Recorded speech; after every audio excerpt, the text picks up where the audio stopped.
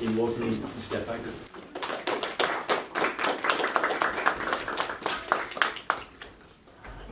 Good evening. What this means by and large is that our industry and businesses are for the first time being recognized as legitimate.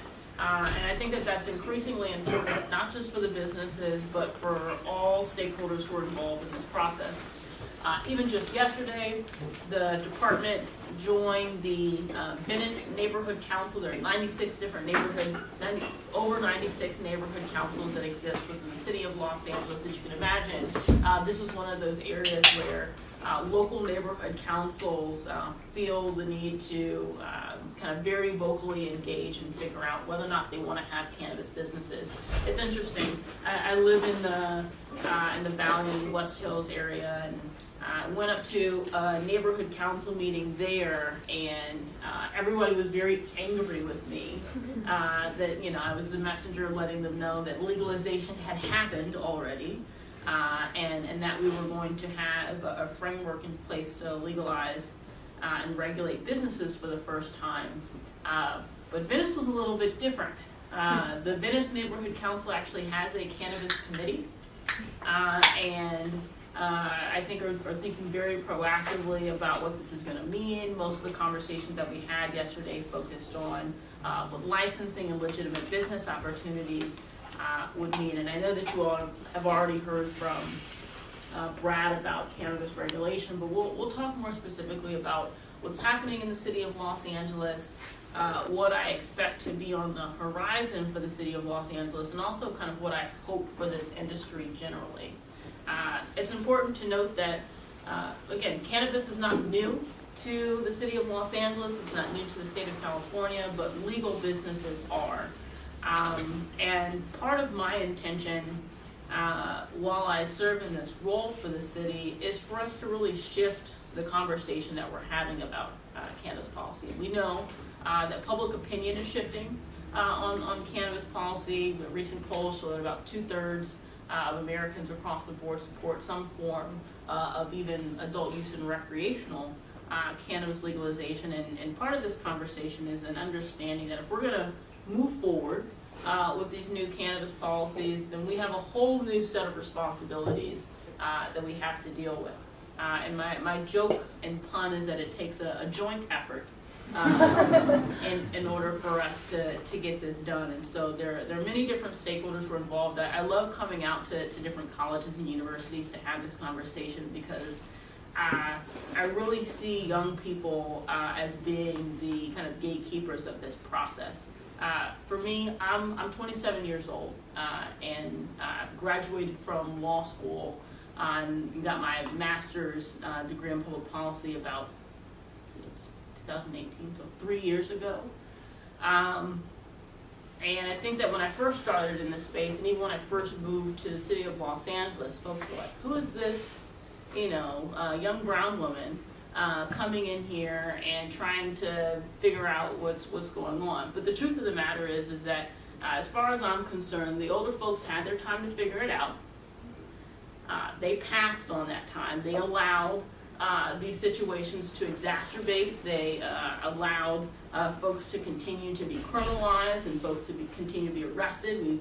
We've created this new sense of normal, and we need some young folks in here to create a new sense of normal, to figure out what we want it to look like, in a regulated sense, and I think that we're well positioned to have the conversation. I first got involved in cannabis policy largely because of Michelle Alexander's The New Jim Crow. So if folks haven't had an opportunity to read The New Jim Crow by Michelle Alexander, I'd put it on your winter reading list. But part of what she described in this book, The New Jim Crow, was how primarily low-income and minority communities for decades had been arrested for, largely the same activity that folks across the board were doing. But because of these cannabis arrests, we saw folks being denied access to housing, access to education, access to employment. Parents would even lose custody of their children because of cannabis possession. And now we have this multi-billion-dollar industry for the exact same thing. So I felt very much compelled to join the conversation, but I have to tell you that it has been a whirlwind of the last 4 months, or the last 14 months, going from community organizer and policy analyst to a regulator. And part of the challenge is that cannabis businesses know how to run a cannabis business. Some of these people have been, growing, cultivating, and selling cannabis for decades at this point. But often without any standards being in place for consumers, for how things would be packaged, how things would be labeled, even as much as labor protections. I mean, I am aware, particularly, and this happens here in Southern California as well, but there are migrant communities in Northern California where folks were, and I wouldn't be surprised if this is still the case, kind of locked in rooms, in cages, cutting and trimming cultivation to engage in cannabis cultivation. And we know that that's not reasonable. You can't lock folks in a room and ask them to cut plants for 20 hours on end. And so there are basic kind of labor standards and practices that need to be in place as well. So the city for the first time began to try and set up a framework to license and regulate cannabis businesses for the first time this year. But it's been difficult. And part of the challenge for me, and as I talk to industry operators, is that on one sense, what we're doing is disrupting an economy and disrupting a market. Because again, there are already people in the community who sell cannabis. There are already people in the community who cultivate cannabis. So part of what we're doing, as policymakers are doing, is picking and choosing who they want to be the individuals who are going to be able to do this legitimately. We have to have very frank conversations about why we're kind of choosing some folks to get priority in the processing and licensing and not doing so for others. But part of what we've tried to do here in the city is to try and figure out how we can transition certain operators who are part of our existing market.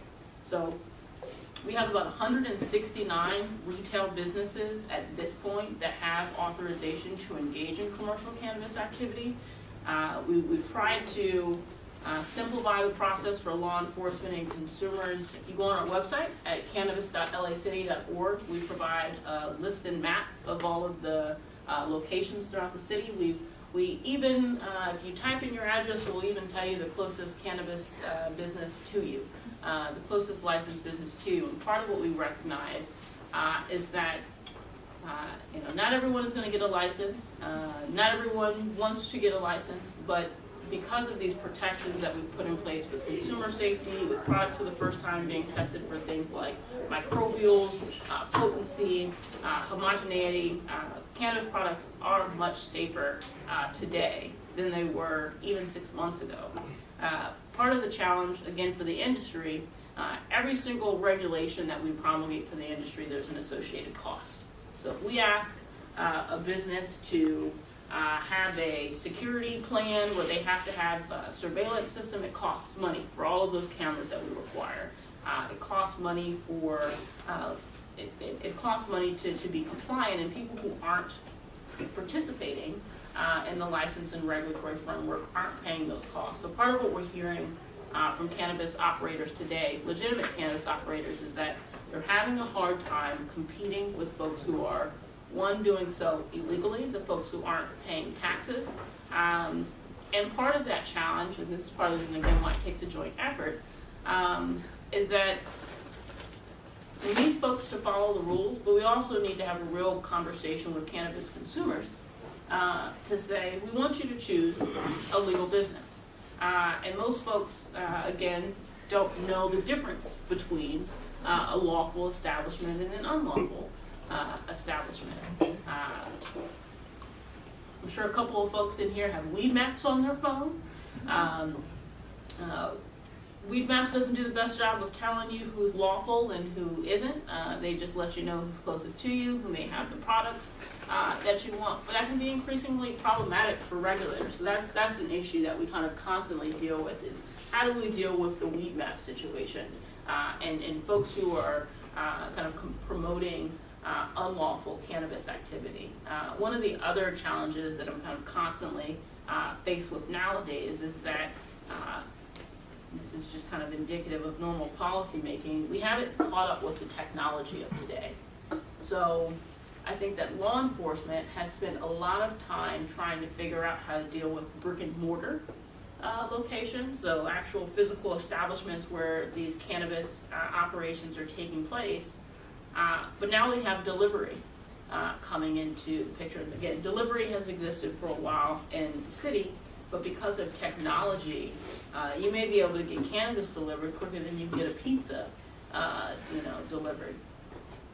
And as a cash-based industry, having delivery operators ride around with $10,000 worth of cannabis product in their car might not be the safest thing. And so we're trying to figure out how we wrap our hands around that conversation.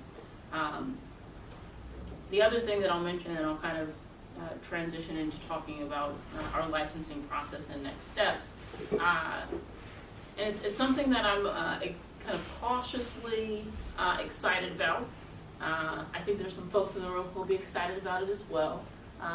The city is exploring what it's going to look like to have on-site consumption facilities in the city of Los Angeles. So similar to how there are bars and alcohol establishments where folks can consume on-site, the city is exploring what it will look like to have cannabis consumption like this. And that's going to be a very complex and complicated conversation for us to have. One, because I don't think that I want to be very transparent in saying that I don't think that we got the alcohol thing right. I think that there are a lot of things with the way that we've commercialized alcohol. You can get on a plane, a train, you can get alcohol wherever you want. I don't know that that's the model that we want to replicate, but at the same time, we have a system where cannabis is legal. People can possess cannabis, but if you don't own your home or get the permission of someone who is a property owner, you don't have a place to consume cannabis lawfully. And part of what we saw happen in places like Denver and Colorado is that as cannabis legalization occurred, we still saw primarily low-income and minority community members being arrested or cited, criminally penalized because they're consuming outside. So it's a conversation of how do we, again, create systems in place where we're trying to figure things out and at the same time do so responsibly. In order for us to have this conversation about what on-site consumption facilities are going to look like in the city, it's going to have to involve law enforcement. I don't want to license a bunch of these facilities and then have cops just hang out and arrest folks as they get in their car. That doesn't make sense. We have to have conversations about public health. I was just sitting with folks yesterday at the Venice Neighborhood Council meeting, and one of the guys who runs one of the industry groups tried to articulate that there's no such thing as secondhand cannabis smoke. And I'll be the first to admit that I'm not a health professional. I try not to make health-related claims, regulator, but that's just not true. There's this whole thing called hotboxing, and people know this. And so, if you're going to have workers who are in a facility where there may be constant smoke that they're inhaling, there are health concerns that these folks are going to have to figure out how they want to mitigate, particularly if smoking is involved. With this on-site consumption conversation, part of the reason why I'm moving more skeptically into this space is because even places like Portland and Denver and Seattle that have had cannabis, lawful adult use cannabis for 4+ years, they are just beginning to figure out what on-site consumption looks like. Denver, the city of Denver, which has more cannabis retail locations than anywhere else. It's, if folks have an opportunity to travel to Denver, if you get on the highway, you can literally see like every other structure that they have has some type of marijuana emblem. the cannabis industry really saved industrial spaces in the city of Denver. But they have 2 licenses that they've issued for folks to do on-site consumption, and they don't allow for smoking. And only one of these licenses is operational. So what this means is that someone has a license for an edibles lounge. And that seems like a very strange business model to me, because we know that these particular products can take a while to take effect, and so it's like you come to this lounge, eat a brownie, and hang out for like 3 hours. Like, who's got the time for that? We've got to figure something out. But that's just one of the areas that I think that the city of Los Angeles is going to begin to have a very deep policy conversation around, and we know that what we do is going to be a model for folks, if not just around the country, around the world as we try and figure this out. And that's exciting, but as the person whose name goes on all of these facilities, it's also very scary, because there are real health concerns, public safety concerns. We're going to have a real conversation about what polydrug use looks like. Folks will be using cannabis and drinking alcohol and doing other drugs, and then there are real concerns about what impairment looks like there. By and large, the folks who are licensed or who have authorization to engage in commercial cannabis activity in the city thus far, bless you, are a part of our existing market. And for many entrepreneurs, that is a very frustrating process. Because we waited so long to do it, and I can admit at this point again, because I'll blame all the folks who weren't doing things before I showed up, we waited a long time before we decided that we were going to regulate commercial cannabis activity. And I think it's part of the growing pains that we're going through right now, because we didn't do the work up front to figure things out. I want to paint a picture for like the nightmare of work that was handed to me at the beginning of the year. Back in March of 2017 was when the city first passed an initiative that would have allowed them to license and regulate both medical and adult use cannabis. It wasn't until August that I was appointed, and the first 4 months, again, it was just me. You'd call the department, you'd get the general manager. That is not normal in the city of Los Angeles. But for the first 4 months, I knew that I would be licensing and regulating commercial cannabis activity, but because we didn't have rules or regulations, it was difficult to forecast what the next 12 months were going to look like. Then around November, the state of California, for the first time, released regulations, emergency regulations, to guide the industry. As we were locally trying to figure out what was going on, it meant that we had to almost scrap everything that we had put together because the state of California has a dual licensing system. So as much as possible, we wanted our local process to be uniform with the state's process, because when there's not uniformity in regulatory systems where people need 2 licenses, it can be very, very complicated. So we didn't pass our local cannabis regulations until December 19th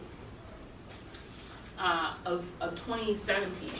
And on the 20th, I had to pull a bunch of journalists and media contacts. LA Times was in the room, High Times was in the room, and I had to look at all of it. It's like 10, 11 different cameras in the room, and tell every single camera that on the first of the year, the city of Los Angeles was not going to have adult use sales.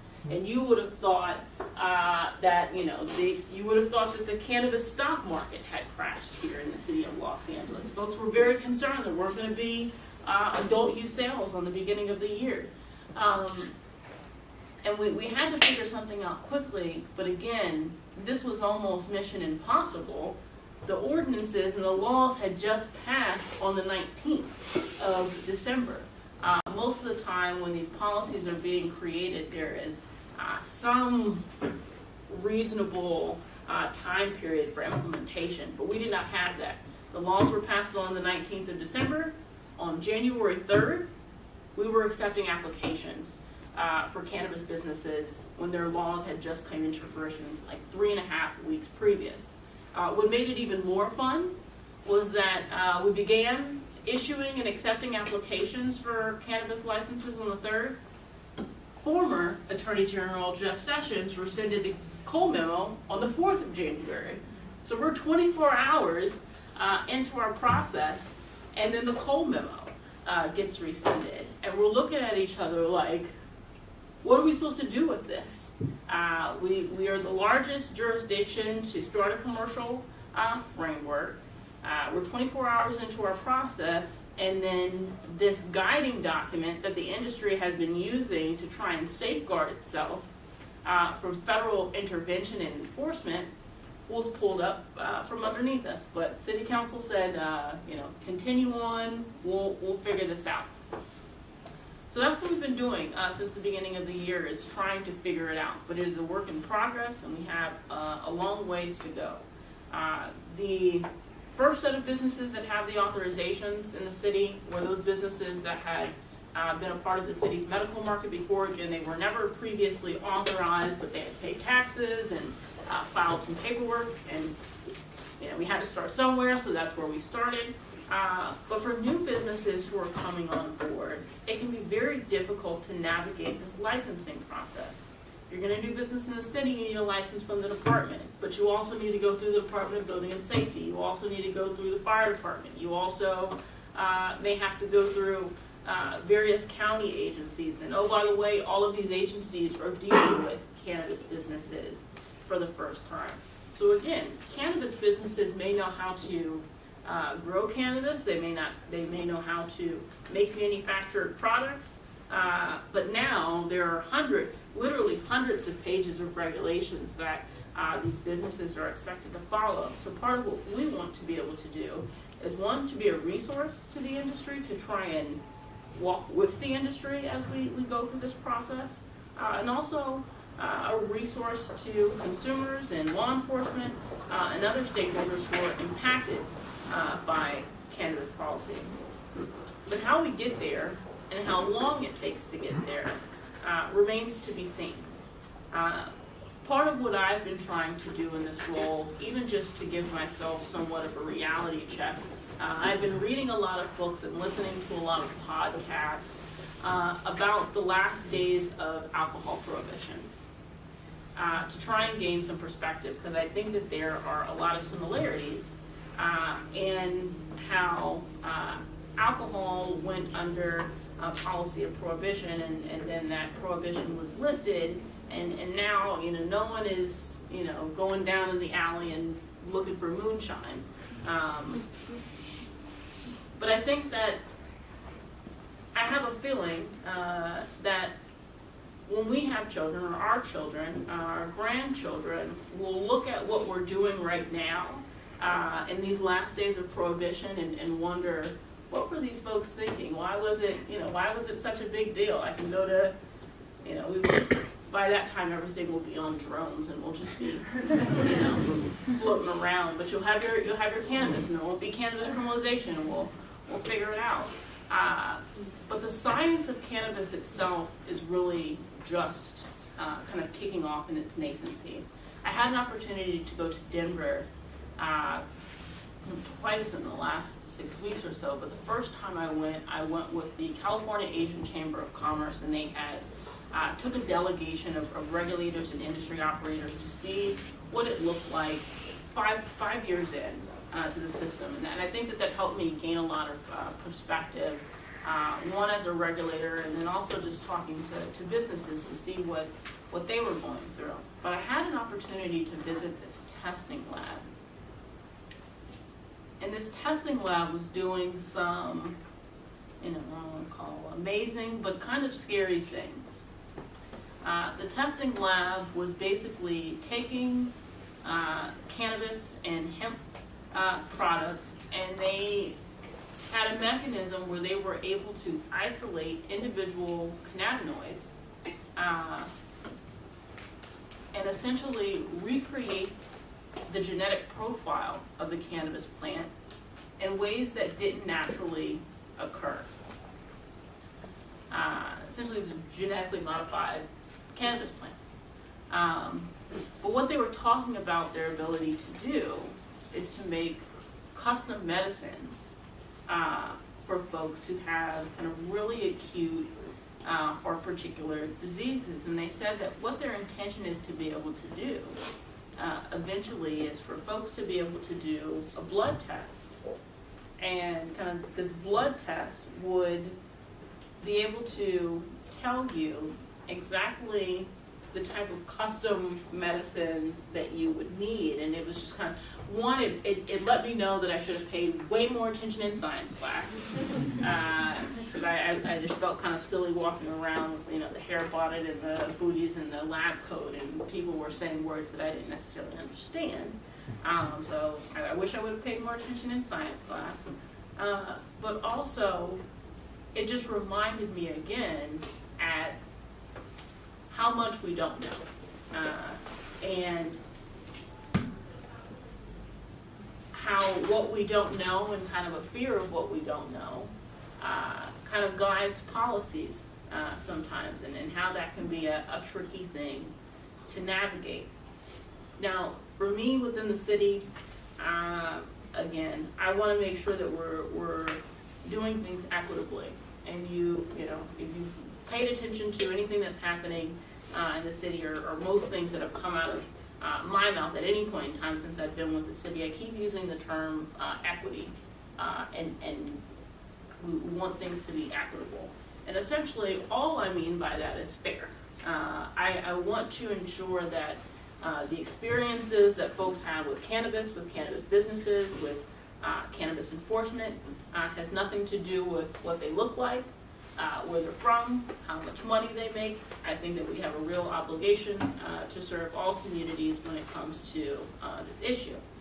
But in order for us to do so, we have to have all voices at the table when all of these policy decisions are being met. And folks have to be actually actively engaged in the process. So what I want to encourage folks here to do is kind of twofold.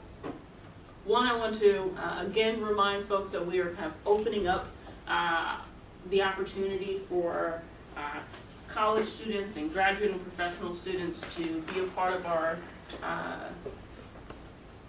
class of interns that we'll have this year. So we're just beginning to explore and bring on interns, and we will have folks who are doing policy work and legal work and even communications work and support. But then I would also encourage you to continue to monitor what's happening here in the city and to stay engaged. Again, the Department of Cannabis Regulation, we license and regulate. We also advise the city on its cannabis policies, but we're figuring it out. And so to the extent that folks are in the community and know what's going on and know what folks need, I again think that young folks in this space are going to be the ones to get it right after decades and decades of getting it wrong.